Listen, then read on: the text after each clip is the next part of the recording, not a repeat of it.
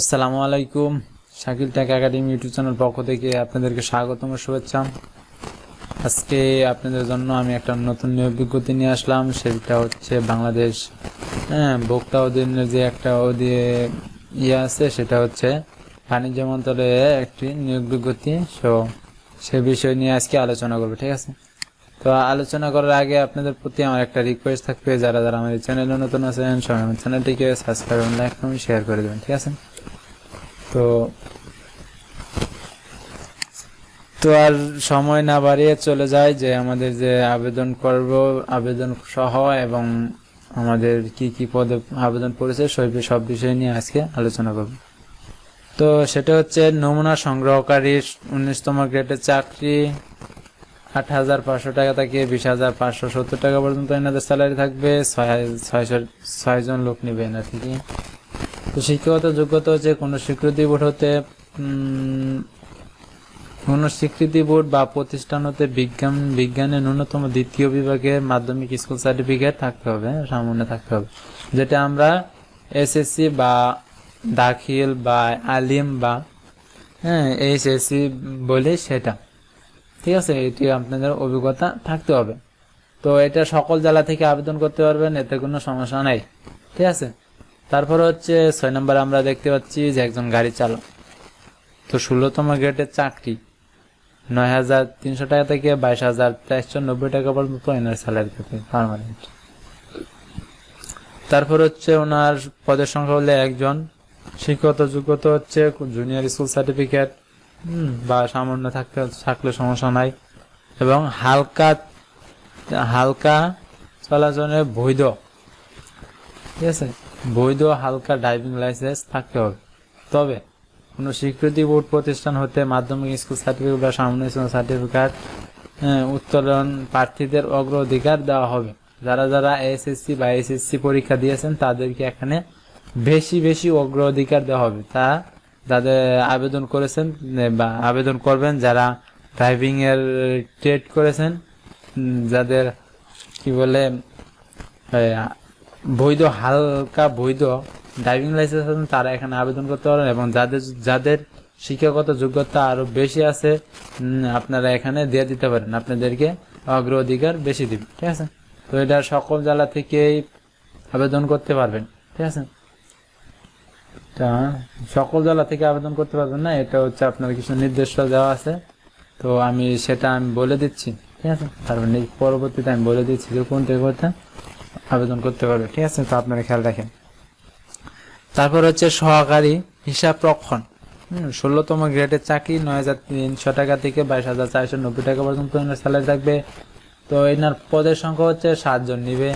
তো শিক্ষাগত যোগ্যতা হচ্ছে কোনো স্বীকৃতি বোর্ড হতে বাণিজ্য বিভাগের দ্বিতীয় বিভাগে উচ্চ মাধ্যমিক সার্টিফিকেট বা সামান্য পরীক্ষা থাকতে হবে, উত্তীর্ণ থাকতে হবে, এবং ইনার কম্পিউটার চালাচার ভালো অভিজ্ঞতা থাকতে হবে। তারপর হচ্ছে ক্যামেরাম্যান থাকতে হবে। 16তম গ্রেডের চাকরি, 9,300 টাকা থেকে 22,490 টাকা পর্যন্ত স্যালারি থাকবে। তো এর 6 জন লোক নিবে। তো তারপর হচ্ছে কোন শিক্ষাগত যোগ্যতা, কোন সিকিউরিটি বোর্ড হতে প্রতিষ্ঠান হতে ন্যূনতম দ্বিতীয় বিভাগে উচ্চ মাধ্যমিক সার্টিফিকেট বা সামান্য থাকতে হবে, যেটা আমরা বলি এসএসসি বা এইচএসসি, ঠিক আছে? দুটোটাই থাকতে হবে, বা এসএসসি থাকলে চলবে, এইচএসসি থাকলে আরো ভালো হয়। তারপর হচ্ছে ডিজিটাল স্টোর ক্যামেরা, ছবি ধারণ, সংগঠন, পিন করা ভিডিও ক্যামেরা পরিচালনা অন্যতম 3 বছরের বাস্তব অভিজ্ঞতা থাকতে হবে ক্যামেরাম্যানের, যেটা আছে সেটা হচ্ছে। আর কোন কোন জেলা থেকে আবেদন করতে পারবেন এটা আমি পরবর্তীতে বলে দিচ্ছি। তারপর হচ্ছে অফিস সহকারী কম্পিউটার, সেটা হচ্ছে আপনার 15 জন লোক নিবে, 16তম গ্রেডের চাকরি। তারপর হচ্ছে আপনার 9,300 টাকা থেকে 22,490 টাকা স্যালারি থাকবে। শিক্ষাগত যোগ্যতা হচ্ছে এসএসসি বা এসএসসি থাকতে হবে। তারপরে হচ্ছে কম্পিউটারের word processing, data entry, typing ইত্যাদি সর্বনিম্ন গতি 20/20 থাকতে হবে, বাংলা ইংরেজি দুটোটা সেম। তারপর হচ্ছে আপনার ডাটা এন্ট্রি ও কালেক্টর অপারেটর, যেটা কালেক্টর, তো এটা 8 জন লোক নিবে। কোন স্বীকৃতি বোর্ড হতে এসএসসি বা এসএসসি থাকতে হবে, যেটা বলা হয়। তো সরকারি প্রতিষ্ঠানে কম্পিউটারের পার্সেল নিয়োগে বিধিমালা 2019 এর তাফসির মোতাবেক কম্পিউটারের মোতাবেক ঘরে প্রতি মিনিটে 20/20 থাকতে হবে, ঠিক আছে, গতি সম্পন্ন। তারপর হলো গবেষণাগার সহকারী 2 জন নিবে, 15তম গ্রেডে চাকরি, 9,700 টাকা থেকে 23,490 টাকা পর্যন্ত স্যালারি থাকবে। কোন স্বীকৃতিভূত হতে ন্যূনতম 2য় শ্রেণীর স্নাতক বা ডিগ্রি থাকতে হবে। কম্পিউটার চালানোর অভিজ্ঞতা অবশ্যই থাকতে হবে।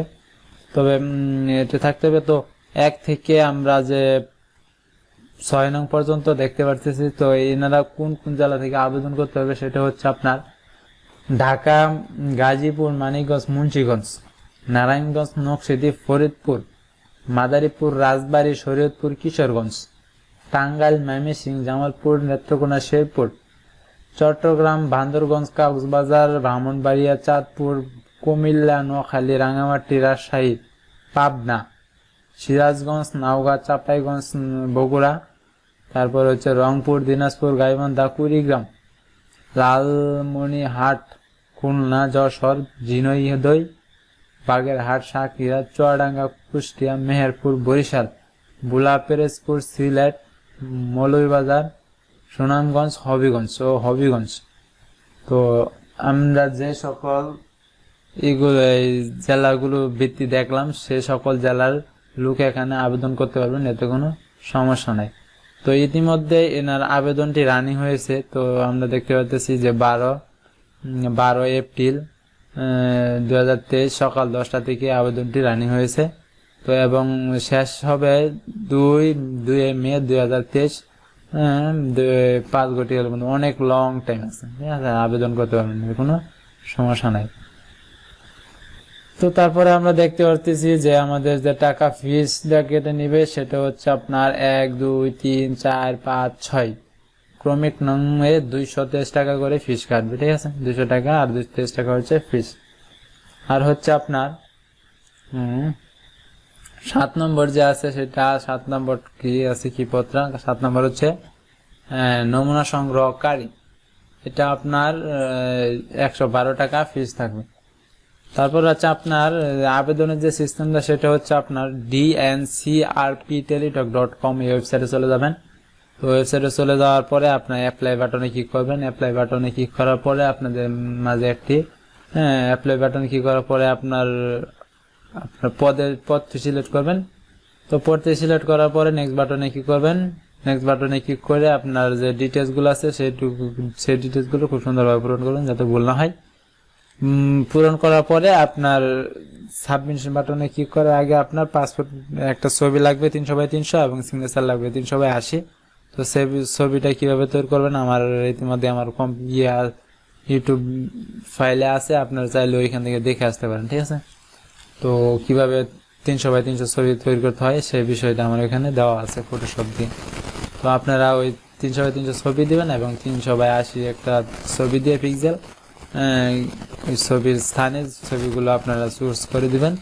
চুজ করে দেওয়ার সাবমিট বাটনে ক্লিক করে দিবেন। সাবমিট বাটনে ক্লিক করে দেওয়ার পরে আপনাদের যে কাঙ্ক্ষিত ফর্মটি আসবে ফর্মের মধ্যে আপনার যে টাকা পাঠানোর যে অপশনগুলো আছে তো ইউজার আইডি থাকবে, ইউজার আইডির মতন আপনারা এখানে টাকা পেড করে দিবেন। তো আপনার জন্য এই পর্যন্তই সুবিধা হবে। তো তারপরে যদি আপনাদের যদি আবেদন করতে কোনো সমস্যা হয় তাহলে আমি প্র্যাকটিক্যালি আপনাদেরকে দেখা দেবো, আপনারা আমার ভিডিও ডেসক্রিপশনে কমেন্ট করেন, ঠিক আছে। তো আজকে আপাতত এই পর্যন্তই সবার জন্য। তো সবাই আমার জন্য দোয়া করবেন এবং আমার চ্যানেলটিকে সবাই সাবস্ক্রাইব, লাইক, কমেন্ট, শেয়ার করে দিবেন। হ্যাঁ, যত বেশি লাইক, কমেন্ট, শেয়ার করবেন আমি তত বেশি আপনাদের জন্য ভিডিও তৈরি করতে আগ্রহী হব, ঠিক আছে। তো আজকে আপাতত এই পর্যন্তই। আল্লাহ হাফেজ, সবাই ভালো থাকেন, সুস্থ থাকেন। আবার নেক্সট ভিডিওতে ইনশাআল্লাহ দেখা হচ্ছে। আসসালামু আলাইকুম ওয়া রাহমাতুল্লাহি ওয়া বারাকাতুহু।